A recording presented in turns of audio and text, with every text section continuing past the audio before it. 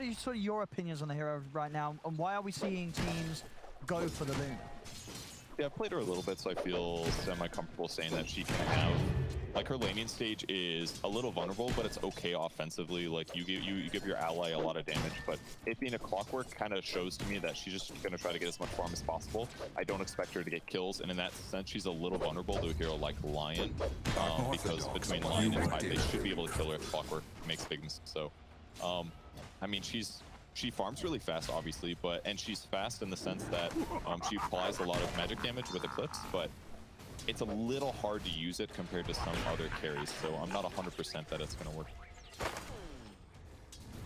Maiden is able to achieve this game. Team mid, and obviously last game GPK had an excellent start to the game. Lane to those first few early rotations. Do you think that we're going to see a similar thing here as just GPK split up the lane, start to give him that good beginning again? Yeah, I assume that we will see rotations again, but it all comes down to like the wards that spot them rotating over. I think both cases, when they ganked mid last game, they neither support smoked, I'm pretty sure, as they approach, so they should be able to identify that this time, and if they can, it's going to buy more time for the supports to get levels and then get the Clockwerk online a little bit faster, you might otherwise have trouble with. So far, Monkey doing pretty good. 9-5 versus the 4-2 of Void Spirit. Is not a great matchup here for Void if he keeps getting slapped like this. Johnny, it's not really one that gets any better, right? I mean, I guess when he's got a couple of points to break the pulse, it's a little easier to secure some CS with that, but overall he's going to have a lot denied from him by this Monkey King in the mid. GPK is just doing such a good job here, contesting every last hit, basically. Running at his opponent when his opponent wants to go for range creeps, that kind of thing makes it very tough to play. Big double wave here. 2.5 almost for Empire on the top lane. Tide gonna get in there, try to anchor smash, but at least Smiling Knight doesn't have to deal with being a melee hero against anchor. So he's just gonna sit back, try to get his last hit. So far, able to do so here on the Luna. Struggles for Smiling Knight when it comes to the farm. I'm going to see trying to do his best to poke at DM, but Tide being Tide. Not really caring too much about that at all. Clock's got to be upset about that though, because before he went for that range creep and he did secure it, he got his mana drained pretty heavily, and now Clockwerk 5 with no mana is pretty useless actually. He's got high raw HP, his damage is okay, but his armor's low. So any other engagements he does just aren't going to look good. So now this lane just looks kind of funky, and it actually makes the Lion support work really effective. The pull connects, but Tide can contest this, and actually he's just dead, I think. They catch him with the stun. I mean, probably a little bit of him that's like, well, at least I'll have the mana back. But obviously still, definitely good news for VP and for DM there on the Tide, getting that first blood bonus. He went to go start the pull. He thought his opponents were going to semi-disconnect, but then Tide just turns and gushes, and easy rundown at that point. If he has cogs, yeah, he can keep himself alive, but no mana for him. So for now, he's a courier. Brings a new Tango set to Luna, and lane resumes. Save as well, blocking the full camp. Be any further chance for Empire to try and recover the lane position up top. Side lanes though, Empire's cores are farming fine. It really is just this mid lane where we are once again starting to see a really big difference. 25 and 8 Radiant 13 for 3. Did You managed to get saved. Did you hear that, Nova? He thought he was alive. They catch him in battery assault cogs, and Luna's damage output from range is excellent in this circumstance. Maybe can't attack through the cogs necessarily, but despite all this, Tide's still last hitting really well. 28 last hits for him compared to the 23 of Luna. They're gonna go on him actually. It's a big wave here though, so it's a little hard. Okay, this is great. Push the creeps away, and now he's taking full damage. Stick charges, but your DM's getting very low. No, they'll be able to get the kill. EcNart finding some, a perfect position there for the cogs. He really did. And it looked a little iffy. There's so many creeps there, but like you said, the cog push was excellent. And in this whole time, Luna's right-clicking, Clock is right-clicking, and they get that bonus damage. So that's a big kill that I don't think VP expected to happen here. Going similar build on 5-8. And it's a fight bottom. Nightfall. Try and jump in, but won't be able to lock down onto save. Still has a dive available. And try tanky for him to fully commit on right now. They're both last sitting well.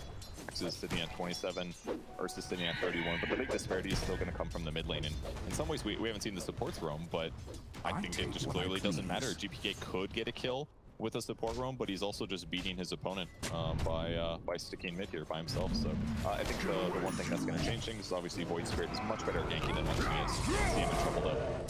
Petushara able to step up, get the call. Burn it from sayuw Spirit, bringing Kingslayer down. He should take out the Battle Hunger, and he will. He'll fall, but now the response is there from GPK. Gonna head towards sayuw. He'll find it. What's the opposite of Maybe Renaissance? dishing about Petushara, and the Boundless already being used. That level 1 jump to have the chance to chase down. Anything else here? And Lion picks up the DD at the top and he rotated over, so no DD to go on Void Spear, which would have been huge right now. Refills his bottle, can use that to gank with Astral Steps. So really big play by sayuw there while the Monkey King was gone from the mid lane. So. Over the mid. Got enough lockdown, they do. They'll be able to find him. As you said, the DD and the boots making the difference. But then he killed the courier with boots on it too. So painful. I mean, that was they knew that GPK was coming back round. They hit him with the scan, yeah. So they knew that he was by that small camp. I guess wasn't quite prepared for him to come sort of about 10 seconds after the scan ended. Yeah, definitely an unfortunate, painful death there for Gwyn, and as you say, sayuw making that move and being around that area, just securing that opportunity. It's possible they didn't communicate that he had Jingu Mastery, because that was the big difference maker. His fourth hit was the one that killed the Phoenix. So he comes to lane and gets a huge Boundless Strike and a couple big damage hits. If not for all that extra damage, or maybe even the DD on Lion, he stays alive there, even though he would have taken a lot of damage. So. Okay. Just hunting for more. EcNart. Try and run, but safe. He's got the extra bit of lockdown. EcNart actually looking to try and now himself to some of the neutrals. It's not going to happen. GPK finishing him off very easily here. 3 points in his Boundless Strike. And immediately down bottom. I mean, look how quick GPK is just moving across the map. He's straight down to here. Petushara will get the call off, so we'll buy time for him to step back. They're going to dive back in. Brought Smiling Knight down here. Radiant's bottom tower does have the clips ready to go. Boundless. Down as the two of them. Smiling Knight still trying to chase in, and gwynbleidd's coming in from the side. Able to get the catch on the Kingslayer, and with the setup into the Lucid Beam, they'll find one. Now diving in for more. Gwyn turns over towards Nightfall. Nightfall still getting the six. Doesn't have any rate to rely on, but TM, he's in with the Ravage onto both for the cause. Sets up for the kill onto Gwyn. Now Smiling Knight, he has to run, but they're chasing. GPK comes in from the side. He's not even using it. He's not even enough damage to bring any of these heroes down with him. As VP respond with the numbers, and will manage to come out on top of that trade there, holding on around their tower against a team, you know, Empire. They really tried to make something happen there, bringing the Luna in.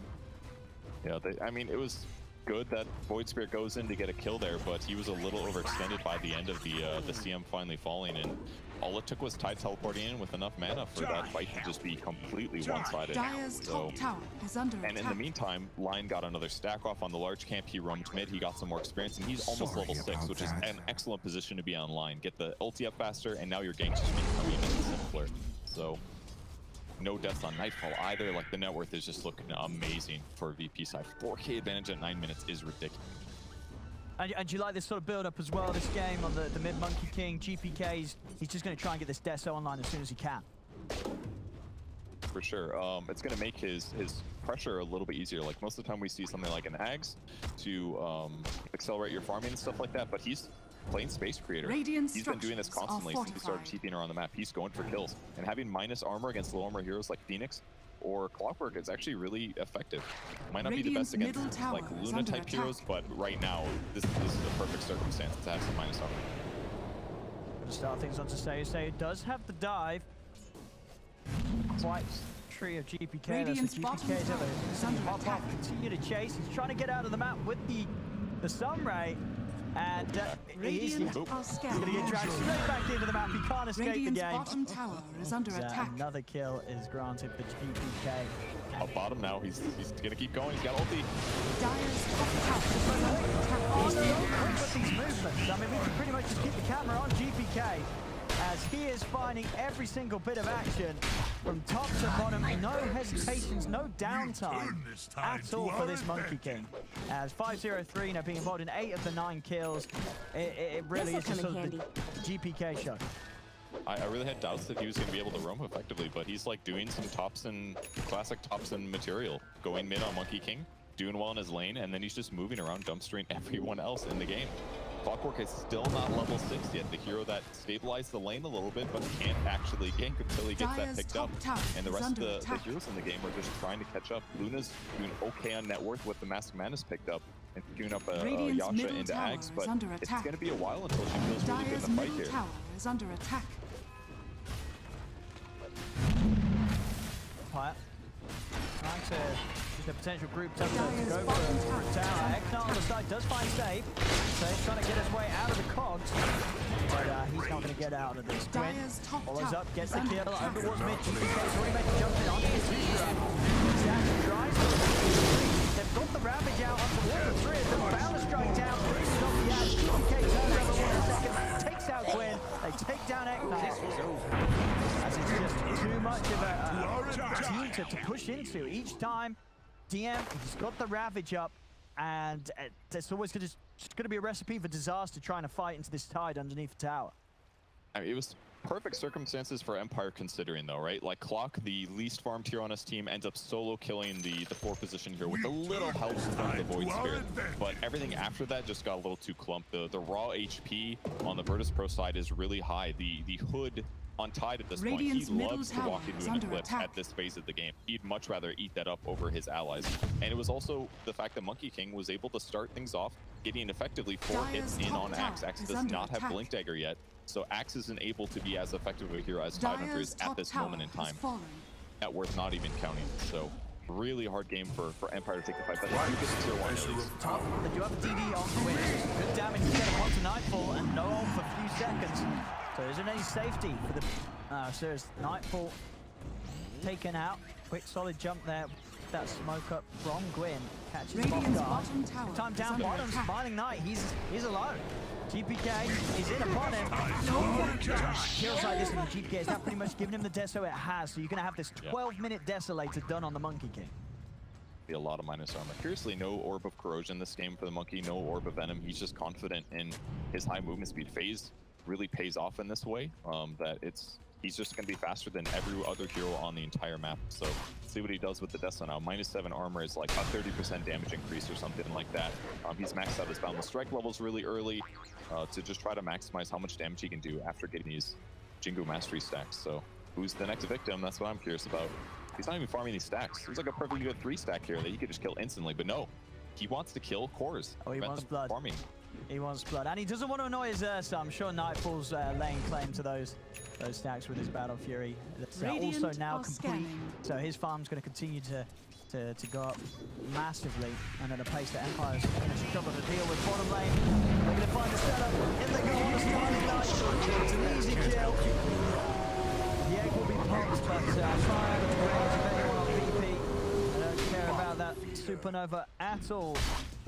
Empire still with 4 heroes around here, but still so hard to get anything going against VP, especially when GPK is in the neighborhood. There's nothing that Luna can do in that circumstance. She's on strength treads. She's at max net worth that she could have more or less, but against -7 armor from Deso and -4 armor from Gush, she just dies instantly. That was like 1 stun and she's going down.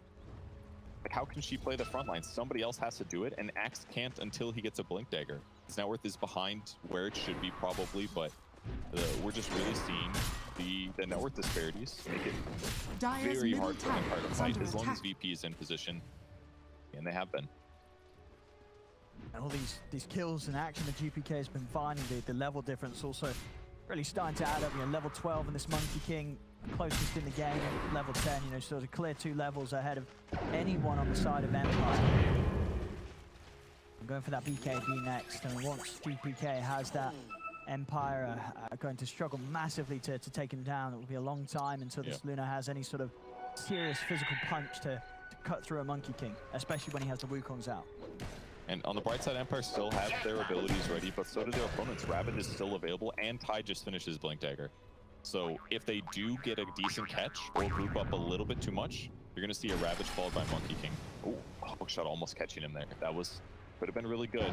Don't know if they would have had enough damage, but Yeah, it would have been pretty deep if it'd gone in and got that latch behind the tower. Maybe some other follow-up, it could have been okay, but very. Luna's shaving off the Yasha now. He's just going. Actually, I'm sorry. That's not. Radiant's bottom tower is a under little bit more attack. movement speed, but still low HP. Gwyn. Look for the kill off to Save. Save by himself sometime, and as you say, DM having Ravage up. Empire's got to be careful how they go in on this. Simulate off to the side. Gwyn, he's realized this is not an area for him to continue to poke. We'll turn this tide to Dyer's our top advantage. tower Really is do have to under respect attack. fighting around DM.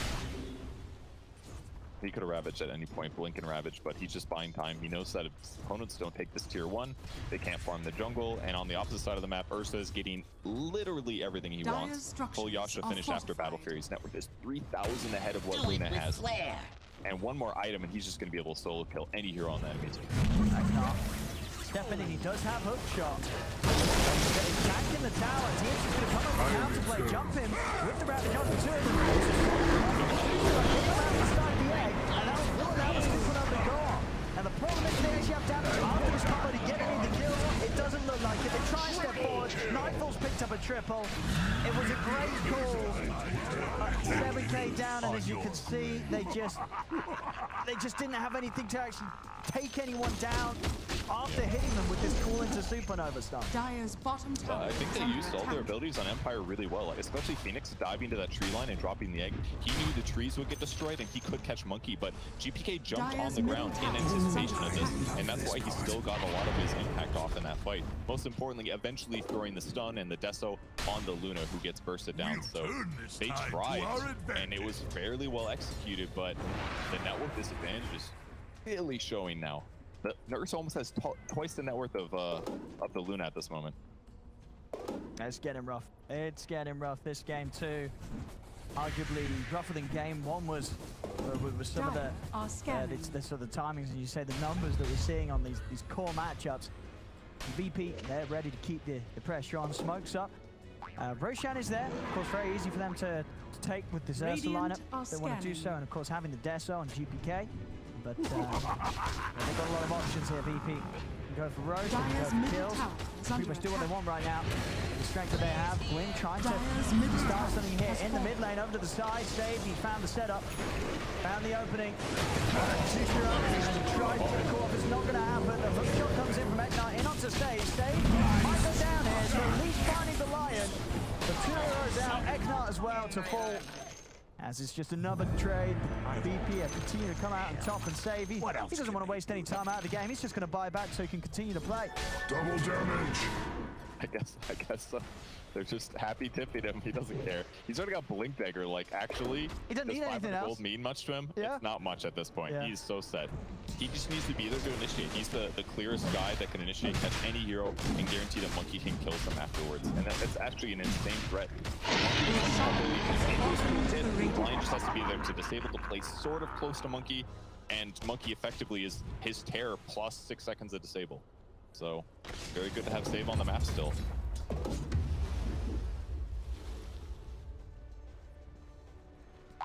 Half the rest done. Dyer's top tower is under attack. Hammer well onto his. Empire, knowing that their only real way back into this is to find some sort of big catch, big pick-off. Keep trying to hit VP with the smoke, see if they can catch them unprepared, but doesn't look to happen as VP looking very solidly as the full 5-man, taking this tier 2 tower top. They'll start to sweep up her Empire, see if they can find any sort of jump onto the backliners, but it's going to be very hard. Dyer's top tower is under attack. A lot of heroes right now. Axe calls to be the big thing with Blink there. Gotta grab like 2 heroes at least with good egg position. While we're disrupting the backline. Nightfall just running in, say it. Has to dive away. He's got command down. There's the Ravage. Onto the 3 of them. Sets up. EcNart is completely ignored as GPK jumps over towards the Luna. Petushara does find the call. They're possibly eclipsed, but they just killed the Luna quickly. As it's a team wipe. VP cleaning up every single member of Empire. As it's is under only attack. the CM Kingslayer going down for VP. This was over. Nightfall played that fight perfectly. He ran up to the high ground knowing he's got Aegis, he's got Enraged. There's almost nothing that he could run in that he's scared about. Even if he gets like called into Eclipse and dies, he's got Aegis, right? So what he does is he runs in the back line and he just follows the Phoenix. He just ran after him, forced dive out, and then continued running at him. He knows that he doesn't need to participate in the fight because they're so far ahead, so he just kept zoning him. Ends up killing Phoenix over by the Roche pit. No egg popped, and it just made sure that the Monkey King is completely on pressure. There's like no big team fight swing that was going to protect the Luna.